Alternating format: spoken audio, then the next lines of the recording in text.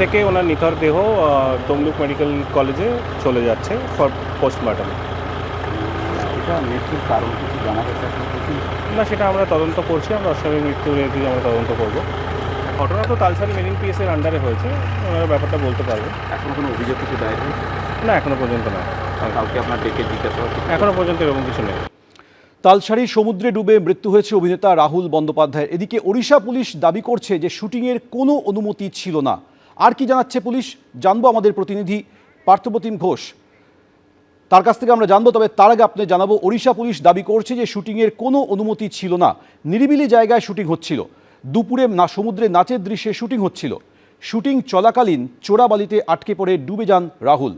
কলাকুশলীরাই প্রথমে রাহুলকে উদ্ধার করেন। পুলিশ আর কি জানাচ্ছে বিস্তারিত বলবেন আমাদের প্রতিনিধি পার্থপ্রতিম ঘোষ। পার্থ, দেখো, তালসারি যে জায়গা সেটি হচ্ছে উড়িষ্যা পুলিশের আওতাধীন এলাকার মধ্যে পড়ে এবং তালসারি যে বিচ সেই বিচের মধ্যেই কিন্তু শুটিং হচ্ছিল বলে উড়িষ্যা পুলিশ সূত্রে দাবি করা হচ্ছে। এবং উড়িষ্যা পুলিশের তরফ থেকে এটাও বলা হচ্ছে যে যে জায়গায় সাধারণত পর্যটকেরা যান সেইখানে নয়, অনেকটা যে তালসারি ব্রিজ অনেকটাই বড় এলাকা এবং সেই জায়গায় ভেতর দিকের ফাঁকা জায়গা, সেই ফাঁকা জায়গাতে শুটিং চলছিল এবং শুটিং চলাকালীন অবস্থাতেই এই দুর্ঘটনাটি ঘটে বলে তারা জানতে পেরেছেন। তবে উড়িষ্যা যে জায়গায় তালসারি সেটি হচ্ছে বালেশ্বর ডিস্ট্রিক্টের মধ্যে পড়ে এবং বালেশ্বর ডিস্ট্রিক্টের যিনি সুপারিনটেন্ডেন্ট তিনি জানাচ্ছেন, পুলিশ সুপার, যে তিনি তারা জানতে পারেন গোটা বিষয়টা দীঘা হাসপাতাল থেকে। যখন দেহ দীঘা হাসপাতালে নিয়ে আসা হয়, দীঘা থানার তরফ থেকে তারা গোটা বিষয়টা জানতে পারেন। জানার পর তারা প্রাথমিকভাবে যে তদন্ত করেছেন, খতিয়ে দেখেছেন, সেই খতিয়ে দেখে তারা জানতে পেরেছেন যে তালসারি বিচে সেখানে শুটিং চলছিল এবং যে জায়গা হচ্ছে তালসারি মেরিন পুলিশ স্টেশন এলাকার মধ্যে থাকলেও সেটা থানা থেকে অনেকটাই ভেতর দিকে নির্জন এলাকা এবং যে জায়গায় শুটিং হচ্ছিল সেই জায়গায় শুটিংয়ের জন্য কোনো অনুমতি নেওয়া হয়নি। সমুদ্রের মধ্যে পুলিশের কাছ থেকে কোনো অনুমতি না নিয়েই সমুদ্রের মধ্যে একটা জায়গায় সেখানে হচ্ছে নাচের দৃশ্যে শুটিং চলছিল এবং সেই সময় কিন্তু এই দুর্ঘটনাটি ঘটে।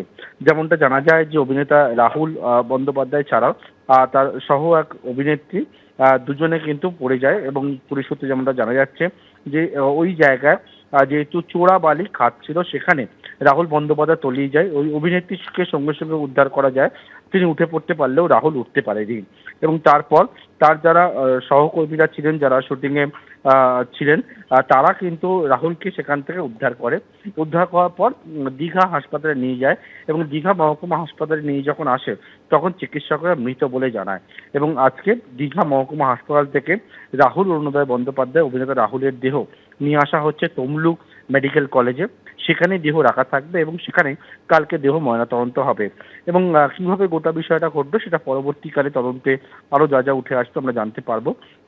তবে এখনো পর্যন্ত যেমনটা জানা যাচ্ছে যে উড়িষ্যা পুলিশের দাবি বিনা অনুমতিতে ওই জায়গায় নির্জন এলাকায় শুটিং হচ্ছিল এবং সেই শুটিং চলাকালীন অবস্থাতেই দুর্ঘটনাটি ঘটেছে বলে উড়িষ্যা পুলিশের তরফ থেকে দাবি করা হচ্ছে এবং আজকে এই ঘটনাটি তারা দীঘা থানার তরফ থেকে গোটা বিষয়টা তারা জানতে পারে। তবে এই মর্মান্তিক মৃত্যুর ঘটনায় অত্যন্ত জনপ্রিয় অভিনেতা রাহুল বন্দ্যোপাধ্যায় এইরকম ভাবে মৃত্যুর ঘটনায় সাহিত্য জগৎ থেকে শুরু করে অভিনয় জগৎ সেই জায়গায় শোকের ছায়া নেমে এসছে।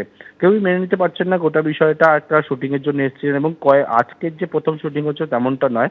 স্থানীয় সূত্রে আমরা জানতে পারছি এটা কয়েকদিন ধরেই কিন্তু প্রায় 2-3 দিন ধরে এই তালসারি সহ বেশ কয়েকটা জায়গায় তারা কিন্তু শুটিং করছিলেন এবং অনেকের সঙ্গে রাহুল সেলফির আবদার, যারা যেহেতু তালসারি এমন একটা জায়গা যেখানে দীঘায় তো বেড়াতে যায় পর্যটকেরা, সেখান থেকে খুবই কাছে দীঘা থেকে, আর সেখানে তারা যান এবং রাহুলের সঙ্গে সেলফি তুলতে দেখা যায় গতকালকেও এবং আজকেও সকাল থেকে শুটিং চলছিল এবং তারই মধ্যে এই রকম দুর্ঘটনায়, মর্মান্তিক দুর্ঘটনায় রাহুলের মৃত্যু, সেটা কিন্তু শোকের ছায়া সাহিত্য জগৎ থেকে শুরু করে একেবারে অভিনয় জগতে।